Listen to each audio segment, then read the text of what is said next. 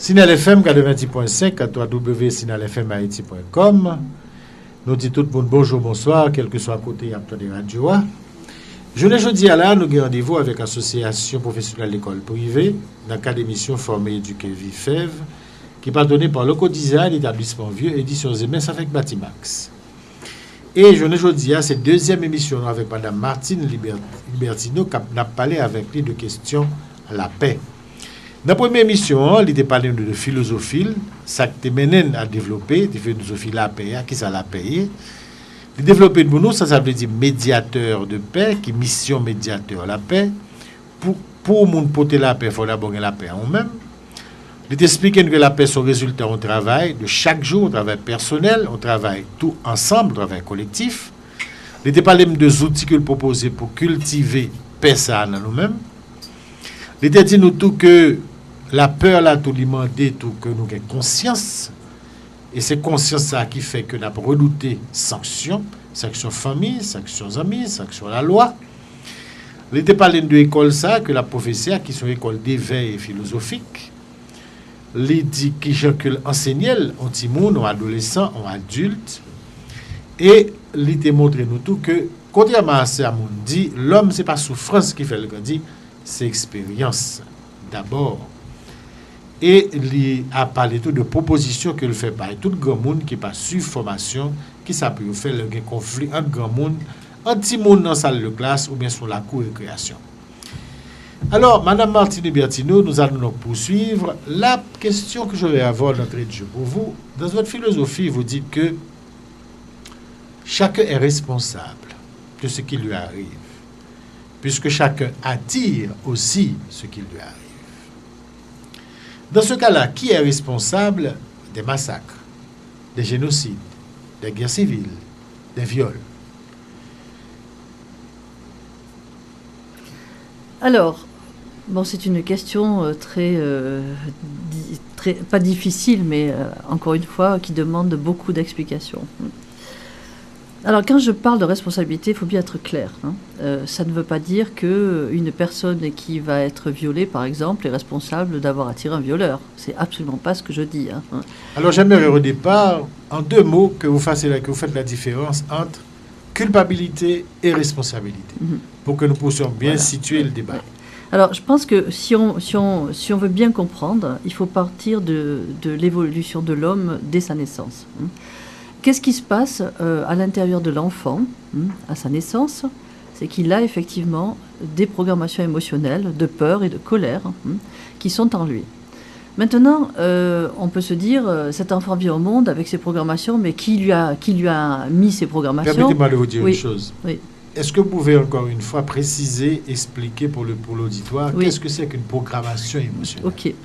Alors, une programmation émotionnelle, c'est en fait c'est une mauvaise interprétation finalement des événements, de la vie, de ce qui m'est arrivé. Et on peut schématiser l'explication en disant qu'à l'intérieur de nous, nous avons des peurs et nous avons des colères qui sont des habitudes de fonctionner. Donc, une programmation émotionnelle, c'est une habitude de fonctionner que j'ai, sans être capable de pouvoir la remettre en question et sans être capable de transformer donc cette attitude tant que je pense justement que je vais vivre cette situation. Ce qui veut dire qu'on peut considérer notre subconscient soit comme un perroquet, soit comme un ordinateur qui répète toujours les mêmes choses. Et il faut bien comprendre que notre subconscient, alors que notre intelligence l'est, notre subconscient n'est pas intelligent. Ce n'est qu'une machine qui répète sans arrêt les choses. C'est ce qu'on appelle la programmation émotionnelle. Bon, est-ce que c'est clair? Vous pouvez y aller. Voilà. Alors, maintenant, dès la naissance, l'enfant qui a des programmations émotionnelles en lui, en fait, a créé lui-même ses programmations émotionnelles, non pas parce qu'il ne s'aime pas, non pas parce qu'il est idiot ou parce qu'il est plus méchant qu'un autre, ça n'a rien à voir. C'est parce qu'il a interprété la vie, il a interprété des événements, et en lui sont ses programmations émotionnelles. Ce qui veut dire que, en fait, inconsciemment, il est responsable de l'interprétation qu'il fait de la vie. Et c'est dans ce sens-là que je parle de responsabilité. Quand je parle de responsabilité, je veux dire que j'ai le pouvoir de faire ou de défaire. par mon interprétation. Donc, moi, je ne vois pas ça comme un défaut ni comme une difficulté. Je vois ça comme quelque chose d'extraordinaire pour l'humanité, de prendre conscience que si j'ai créé en moi une programmation émotionnelle qui me fait souffrir et qui me conduit à attirer des événements difficiles, ça veut dire que je suis capable de défaire cette programmation et de mettre à la place une programmation qui va me rendre heureux. Donc, c'est un grand espoir pour l'humanité, de prendre conscience de cela. Alors que nous voyons que la culpabilité est complètement stérile, puisque je suis coupable, j'ai honte de moi, et ça ne veut pas dire que je vais faire quelque chose pour en sortir. Au contraire, je vais répéter la même situation indéfiniment. Alors, pour en revenir à votre question, quand je parle de responsabilité, encore une fois, une personne qui a été violentée, une femme qui a été violée, un enfant qui a été battu n'est absolument pas responsable de ce qu'il a attiré, en fait, il est responsable des peurs qui font qu'il peut attirer un type de situation. Mais la personne qui est entièrement responsable du mal qu'elle fait, c'est la personne qui lui fait du mal. C'est le violeur, voilà, c'est l'assassin, exactement. c'est le massacreur. C'est clair. Et nous ne devons en aucun cas minimiser l'attitude de l'égoïste, l'attitude du destructeur, l'attitude de la personne qui nous fait du mal. Et c'est d'ailleurs la raison pour laquelle j'enseigne à mes élèves une des qualités les plus importantes, qui est d'ailleurs une des valeurs fondamentales, qui est la détermination, parce que l'être humain est venu sur Terre pour être heureux, il est venu sur Terre pour s'aimer, il est venu sur Terre pour être généreux, mais aussi il est venu sur Terre pour savoir exister et ne pas laisser les autres lui faire du mal. Ça fait partie aussi de mon enseignement, c'est très important. Ce qui veut dire que c'est le contraire de cette doctrine qui prétend que la Terre est une vallée de larmes. À l'opposé. Tout à fait. La Terre doit être une vallée de bonheur, à condition que nous soyons capables, avec puissance et détermination, de faire ce qu'il faut pour que ce soit une vallée de bonheur. Parce que ce n'est pas Dieu qui va nous envoyer la vallée de bonheur. Dieu peut nous insuffler une énergie, peut nous insuffler de l'amour, mais nous devons faire le travail. Si Dieu est amour, comme vous dites, est-ce que vous rejoignez cette opinion du pape François qui dit que l'enfer, tel que les hommes se le représentent, n'existe pas? Puisque Dieu qui est amour ne peut pas vouloir brûler ses enfants. Mais l'enfer, il est en nous quand nous nous faisons souffrir, c'est tout, voilà. Donc à nous de sortir de cet enfer, parce qu'on s'imagine que l'enfer est sur terre et que le paradis est de l'autre côté. Le paradis, on peut le faire ici tout de suite. Voilà. Mais il faut se retrousser les manches, il faut travailler. Est-ce que vous allez aussi loin que lui quand il dit que l'enfer, c'est de vivre sans Dieu? Je dirais que l'enfer, c'est de vivre sans amour, donc sans Dieu. Voilà. C'est ça. Maintenant, poursuivons, s'il vous plaît. Est-ce qu'on peut poursuivre les responsables, les bourreaux, puisque ceux-ci ne représentent que les instruments nécessaires à l'accomplissement d'un désir inconscient? Qu'est-ce que vous appelez les nécessaires? Pourquoi vous dites nécessaire? Quand vous dites, quand il y a un désir inconscient, oui. Inévitablement, il y a les instruments qui vont servir à réaliser ces désirs. Sans ces instruments, le désir ne se réalise pas. Donc, inévitablement, il y a un aspect de nécessité dans la fonction de l'instrument. Donc, dans la fonction, par exemple, d'un violeur ou dans la fonction d'un gouvernement quel que soit le qui écrase. bourreau, le persécuteur. Oui. Bon. J'aime bien quand vous parlez de désir. Je trouve ça vraiment... là, vous rejoignez ma philosophie. Pourquoi? Parce que il y a, en fait, chez l'être humain, ses besoins et ses désirs. Ces besoins, c'est quoi? Ce sont quoi? Ces besoins, en fait, c'est ce qui répond à son idéal, c'est ce qui répond à ce qui est important pour lui, qui lui permettra de se réaliser dans la vie, mais sans faire du mal aux autres. C'est-à-dire que chaque fois que je respecte mes besoins, je me respecte, je respecte mon entourage, je respecte le monde. Je suis vraiment alignée et je suis correcte dans ma vie. Je ne peux faire de mal à personne. Par contre, qu'est-ce qu'un désir? Un désir est l'effet de mon subconscient et répond en fait à ma frustration. Vous voyez? Donc c'est intéressant quand même de voir cette démarche-là, à savoir que, revenons aux personnes qui peuvent justement faire du mal, qui peuvent écraser les autres, etc. Pourquoi cette personne va écraser les autres? Parce qu'elle désire prendre le pouvoir, parce qu'elle a peur de ne pas l'avoir, parce qu'elle a des frustrations au fond d'elle, parce qu'elle a un désir de revanche, etc., sur ce qu'elle a vécu, sur son passé. Si on regarde, par exemple, la vie d'Hitler, en détail, on voit à quel point cette personne était frustrée. Mais ce qui est intéressant dans cette histoire, c'est de voir... Moi, ce qui m'intéresse, c'est même pas la vie d'Hitler, c'est de voir comment il a pu manipuler les autres. Et finalement, ce qui est intéressant dans cette situation, ce n'est pas le pouvoir utilisé par lui, mais c'est de voir à quel point les personnes qui sont en face de lui se sont fait manipuler, justement par leur propre peur, par leur propre désir, par leur propre difficulté. Pardon ? Par leur propre haine des autres. Mais la haine, c'est de la peur, de toute façon. Oui. Voilà. Et donc, par leurs propres émotions, ce qui nous amène justement à manquer de vigilance et à ne pas voir la réalité. Donc, je vais dans votre sens et très fortement en disant que toute personne est responsable de ce qu'elle fait. Et à partir du moment où une personne porte atteinte à la vie d'une autre personne, on doit l'empêcher. Quelle est la place du pardon dans ces cas de figure ? Le pardon me sert d'abord à moi-même. Parce que, bon, prenons un cas très précis, parce que je travaille beaucoup avec les femmes violées. Lorsque j'ai créé des modules de travail avec les femmes violées, parce que nous avons constaté depuis longtemps que même si nous donnons l'opportunité à une femme qui a été violée d'apprendre un métier, de se réaliser dans la vie, même si elle part avec son bagage, elle va continuer à se faire du mal, elle va continuer à se détruire. Et pourquoi elle va continuer à se détruire ? Parce qu'en fait, elle ne va pas se pardonner ce qu'elle a vécu. Et je me souviens d'avoir vu un reportage qui était très intéressant, donc au Congo, où un médiateur mettait en présence une femme violée avec son violeur. Et son travail, c'était justement de trouver une solution pour permettre à ces deux personnes, pour l'un de se réconcilier avec lui-même et pour elle de trouver la paix dans sa vie. Voilà. Et c'était très poignant parce que cette jeune femme lui disait à cause de toi maintenant je suis rejetée par mon village, tout le monde me met à l'écart, etc. Et ce qui est intéressant en fait, c'est que le médiateur a dit à la personne qui l'avait violée, lui a dit tu dois demander pardon. Voilà. C'est bien de demander pardon, mais à aucun moment il ne lui a dit tu dois te pardonner à toi-même. Et effectivement il lui a demandé pardon. Mais pour moi, voilà, il lui a demandé pardon, il est parti avec sa culpabilité, il est parti avec sa douleur, parce que c'est vrai que là, dans le cas particulier, il regrettait d'avoir agi ainsi. Et pendant toute la séance, ces deux personnes ne se sont pas regardées dans les yeux. Et effectivement, si cet homme s'était pardonné à lui-même, il aurait pu la regarder dans les yeux. Maintenant, je parle de la personne qui a été violée.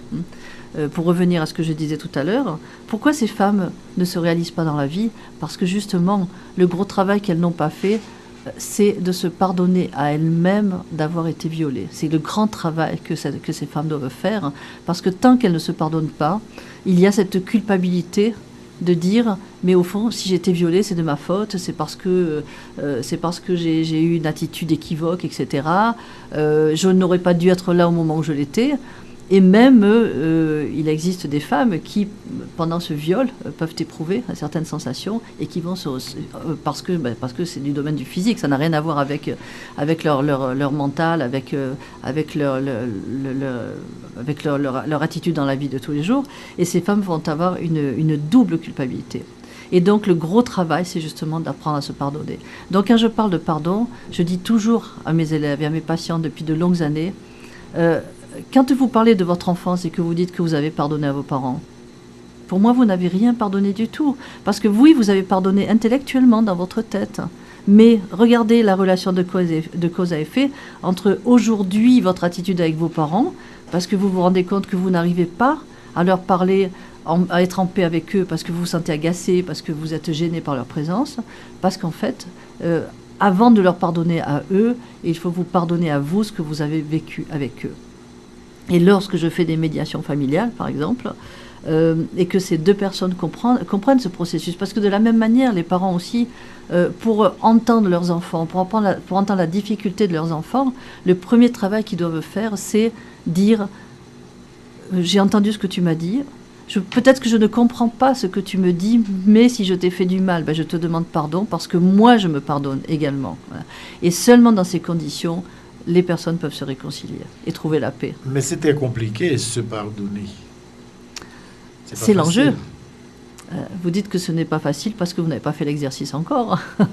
Mais justement, je pense que... Alors, c'est pas facile parce qu'on se fait une idée de se pardonner. Et, pour se pardonner, il faut déjà prendre conscience que il est important que je m'aime. Alors, évidemment que vous pouvez me dire, mais c'est pas facile de s'aimer. Alors, je vais plus loin. Pour s'aimer, il faut... Il faut d'abord dire aux gens que s'aimer ne veut pas dire être narcissique. Ah, ben ça c'est autre chose, ça c'est être prétentieux. Voilà. C'est autre chose. Voilà. Ça. S'aimer, c'est prendre conscience de sa valeur, c'est prendre conscience que je suis un être humain, prendre conscience que j'ai des défauts et des qualités, j'ai des difficultés, et que je dois tout aimer de moi, le meilleur comme le pire. Disons s'assumer. C'est plus que ça. Non, c'est plus que ça. Moi, j'irais beaucoup plus loin en disant, je dois avoir de la tendresse pour moi. C'est autre chose que s'assumer. S'assumer, voilà, Parce qu'à ce moment-là, on n'a pas trop tendance à se pardonner certaines choses. J'étais sûre que vous alliez me poser cette question. Justement. Ne confondons pas pardon, assumer ses responsabilités, savoir qui nous sommes, et opportunisme, laxisme, etc. Ça, c'est du domaine du subconscient.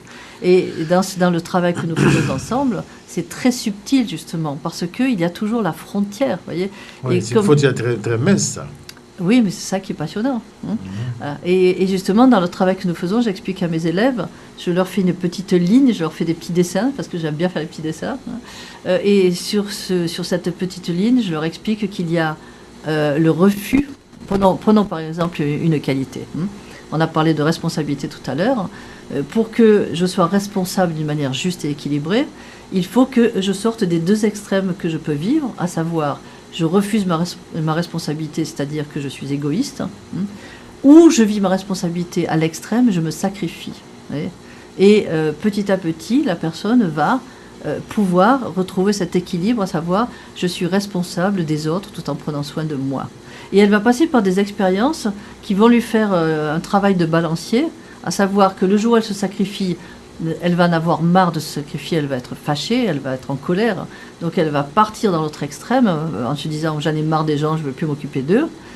Elle va se sentir coupable parce qu'un responsable ne peut pas vivre comme ça.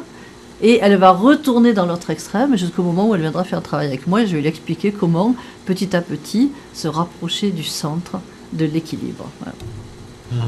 Est-ce que vous avez suivi l'expérience de la commission Vérité et Réconciliation en Afrique du Sud?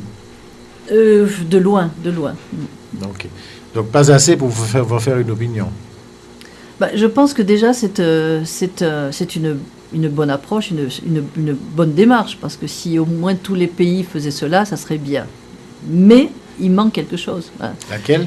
Toujours ce travail sur les programmations émotionnelles. Vous voyez, parce que pouvoir s'exprimer, pouvoir parler de sa souffrance à l'autre, se réconcilier, demander pardon, c'est bien. Et loin de moi l'idée de dire il n'aurait pas dû le faire parce que c'est pas bon. Non, parce que c'est déjà une grande évolution pour le monde.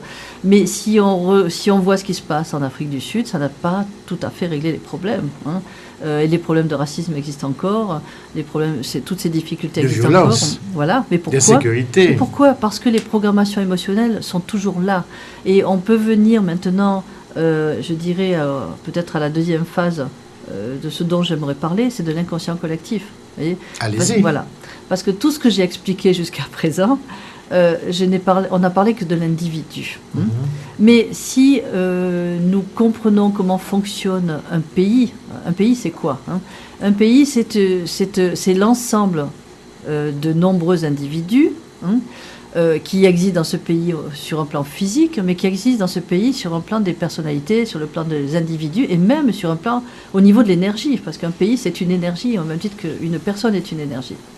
Dans cet inconscient collectif, il y a toutes les valeurs de ce pays, toutes ces qualités que je représente par le terme de culture, ce qui veut dire que la culture est vraiment importante dans un pays. Et l'évolution de notre monde aujourd'hui, l'évolution technologique, ne doit pas nous faire oublier notre culture, c'est très important. Et je vous lance l'appel aussi chez vous, ne tombez pas dans les mêmes pièges que nous, gardez les bonnes choses de votre culture, parce qu'il y a de magnifiques choses. Bon. Maintenant, à partir du moment où les êtres humains faisant partie de ce pays ont des programmations émotionnelles, en fait, la somme de ces programmations émotionnelles, l'ensemble de ces programmations vont se répercuter dans l'inconscient collectif de ce pays. Ce qui veut dire que vont se marier, pas forcément toujours bien, et la culture qui est... qui fait partie finalement de notre conscience, puisque la culture représente les besoins d'un pays. Et en même temps, le subconscient de l'inconscient collectif de ce pays, c'est-à-dire ses programmations émotionnelles, qui amène les gens au niveau de la population et au niveau du gouvernement à interpréter la culture d'une manière négative, ce qui va les conduire à en souffrir. Bon, je vous donne un exemple. Hein. Si ma culture est d'accueillir les gens et d'être solidaire, etc., si je l'interprète avec mes problèmes émotionnels, si je suis une personne qui n'a pas compris le sens de la responsabilité, je vais me sacrifier. Voilà, pour les autres, et je vais tout donner, je vais donner même ce dont j'ai besoin, et un jour je vais me révolter parce que, à force de m'être sacrifié, je vais aussi devenir intolérant avec les autres. Bon. Au niveau d'un pays, au niveau d'une inconscient collective, c'est exactement la même chose, ce qui veut dire que au bout de quelques années, lorsqu'un peuple a été sacrifié, il va évidemment développer une frustration. Cette frustration va engendrer un sentiment d'injustice, des colères, qui va engendrer soit une guerre civile, soit des manifestations, soit une violence. Voilà. Et la violence dont on parle souvent, dont vous parlez, est une programmation émotionnelle dans l'inconscient collectif d'un peuple. Ce qui veut dire que on peut faire toutes les lois qu'on veut. On va faire des répressions, oui, mais la répression n'enlèvera pas la violence, elle va la déplacer dans les prisons, c'est tout ce qu'on va faire. Hein. Alors que si on permet aux êtres humains de découvrir la violence qui est en eux, en leur disant d'aller beaucoup plus loin, qu'est-ce qui se cache derrière ta violence, hein? Qu'est-ce qui se cache derrière la frustration qui te mène à la violence, eh bien, va voir quels sont tes besoins, va voir ta souffrance, et à ce moment-là, exprime ta souffrance et sois déterminé pour mettre en place des situations dans ton pays qui ne te font plus souffrir. Voilà. Et ce qui serait intéressant dans l'inconscient collectif, par exemple, d'un pays, c'est de voir que souvent cette violence est la conséquence aussi de la passivité et de la dépendance d'un peuple. Nous rappelons à tout le monde que nous suivons l'émission FEV de l'Association professionnelle des écoles privées, partenue par le co-design établissement Vieux, éditions MS et Batimat. Eh bien, c'est la fin de la première partie de la seconde émission et nous demandons à tout le monde de rester branché.